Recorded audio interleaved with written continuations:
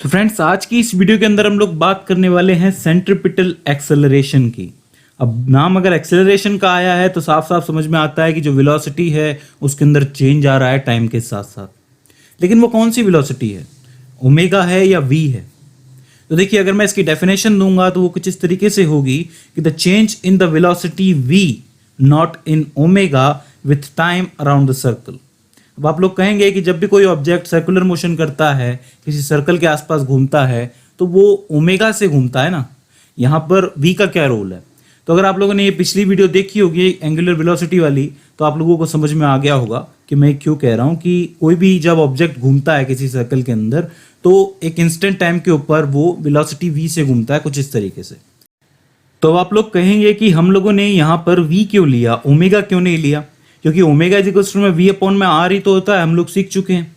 तो देखिए, जो ओमेगा होता है उसकी जो डायरेक्शन होती है और उसका जो स्पीड है, मतलब ये जो है यूनिफॉर्म सर्कुलर मोशन है तो उसकी स्पीड भी सेम रहेगी और डायरेक्शन भी सेम रहेगी।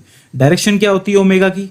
देखिए, राइट हैंड रूल से अगर आप लोग देखेंगे तो अगर इस डायरेक्शन में एंटी क्लॉकवाइज अगर कोई सर्कुलर मोशन चल रहा है तो ओमेगा की डायरेक्शन ऊपर की तरफ, बाहर की तरफ निकलती हुई नजर आएगी कुछ इस तरीके से, ठीक है। लेकिन जब आप लोग v की बात करते हो, लीनियर वेलोसिटी की बात करते हो इसके अंदर, तो वो हर मोमेंट चेंज होती रहती है, इंस्टेंट टाइम पे चेंज होती रहती है। यहाँ पर ये है, यहाँ पर ये है, यहाँ पर ये है, इसी तरीके से आगे भी चेंज होती रहती है, ठीक है। तो ओमेगा इसलिए नहीं लिया क्योंकि उसकी जो स्पीड है वो भी सेम है, एंगुलर वेलोसिटी सेम है और साथ के साथ इसकी डायरेक्शन भी सेम है जो कि बाहर की तरफ आ रही है। ये बिल्कुल वैसे ही है कि जब आप लोग पेच को, किसी को एक स्क्रू होता है ना, उसको अगर आप लोग एंटी क्लॉकवाइज घुमाओगे तो वो बाहर की तरफ निकलता है, यानी कि ढीला हो जाता है, बाहर की तरफ आ जाता है। और जब आप उसको क्लॉकवाइज घुमाते हो तो वो कसता जाता है, अंदर की तरफ जाता है, ठीक है। अब यहाँ पर हम लोग जो है एंटी क्लॉकवाइज घूम रहे हैं तो ओमेगा की डायरेक्शन बाहर की तरफ निकलेगी ना, तो डायरेक्शन सेम और यूनिफॉर्म सर्कुलर मोशन तो पहले से, यानी कि उसकी वेलोसिटी भी बिल्कुल सेम है।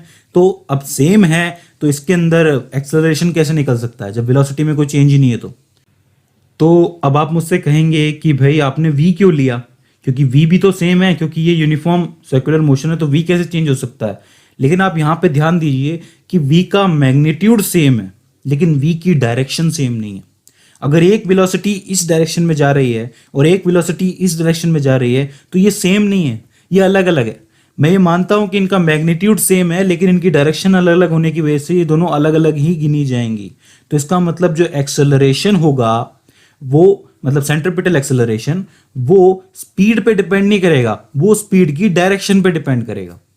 यही खास बात है हमारे सर्कुलर मोशन की। जब आप लोग लीनियर मोशन देखते हो तो सीधे सीधे ये कहते हो कि वेलोसिटी के अंदर अगर चेंज है तो वहां एक्सेलरेशन है, लेकिन यहां पर वेलोसिटी की डायरेक्शन में जो चेंज है उसकी वजह से वेलोसिटी भी चेंज हो जाती है। भाई मैग्नीट्यूड सेम नहीं होता है लेकिन डायरेक्शन तो बदल गई।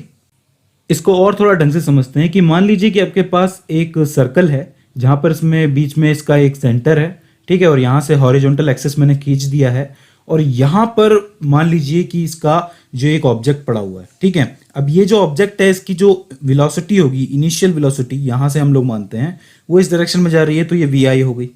थोड़ी देर के बाद क्या होता है कि ये डिस्प्लेसमेंट तय करके यहाँ पहुंचता है, एंगुलर डिस्प्लेसमेंट तय करके यहाँ पर, और ये इसकी जो जगह है यहाँ पर जो इसकी वेलोसिटी होगी वो कुछ इस डायरेक्शन के अंदर होगी, ठीक है। इसको अपन वी एफ नाम देंगे, वी फाइनल, ठीक है। और यहाँ से यहाँ तक जो है ये थीटा तय करके आया है, डेल्टा टी टाइम में तय करके आया। अब मुझे पता करना है कि इसका एक्सेलरेशन क्या है, तो बहुत आसानी से हम लोग पता करेंगे। एक्सेलरेशन क्या होता है भाई? चेंज इन वेलोसिटी अपॉन में चेंज इन टाइम होता है। तो ए वेक्टर इज इक्वल्स टू में डेल्टा वी वेक्टर अपॉन में डेल्टा टी लिख देंगे, ठीक है। अब हमारे पास दो वेलोसिटी हैं तो हम लोग लिख सकते हैं a vector is equals to में v f minus v i vector upon में डेल्टा टी। कोई दिक्कत नहीं है। अब हमारे पास दो वेलोसिटी हैं, एक ये फाइनल है और एक ये इनिशियल है। दोनों को अगर मैं सॉल्व करना चाहूं तो मुझे दोनों का प्लस करना पड़ेगा, यानी कि वेक्टर एडिशन करना पड़ेगा। अब वेक्टर एडिशन कैसे करते हैं वो मैंने इस ऊपर वाली वीडियो में बता रखा, आई में आप लोगों को मिल जाएगी, आई बटन के अंदर। देखिए, ये वेक्टर कुछ इस तरीके से, कोई दिक्कत वाली बात नहीं है। अब ये वाला जो वेक्टर है ये पैरेलली चलता हुआ कुछ इस तरीके से यहां पर आ जाएगा, ठीक है। अब आप लोग कहेंगे कि इसकी डायरेक्शन तो ये थी तो मैंने इसकी डायरेक्शन ये क्यों की? तो जरा सोचिए कि अगर सर्कल के अंदर ये पॉइंट यहां से अगर सीधे चलते हुए यहां आ जाए तब इसकी डायरेक्शन क्या होगी? यही तो होगी ना, कुछ इसी तरफ तो निकलेगी। इसलिए मैंने वेक्टर का मुंह इस तरफ से रखा हुआ है, ठीक है, हेड से टेल को जोड़ा है। तो अभी दोनों जुड़ गए, तो अब इन दोनों का जो रिजल्टेंट है वो क्या निकलेगा, वो निकलेगा कुछ इस तरीके से इनके बीच के अंदर से। समझ रहे हैं आप लोग मैंने क्या किया है? मैंने वेक्टर एडिशन किया है सिंपली। ये वीडियो आप लोगों को ऊपर आई बटन में मिल जाएगी, आप लोग इजीली जाकर के देख सकते हैं, ठीक है। ये बात तो समझ में आ गई। तो यानी कि इनका रिजल्टेंट अंदर की तरफ जा रहा है, और ये जो अंदर की तरफ इन्हें रिजल्टेंट लेके जा रहा है, यही इनका सेंट्रीपिटल एक्सेलरेशन है, ठीक है। समझिए कि अगर मैं यहां पर हूं और फिर मैं यहां पर हूं, मतलब 2-3 पोजीशंस मैंने मार्क कर दी हैं, और इनकी जो वेलोसिटी है कुछ इस तरीके से जा रही है।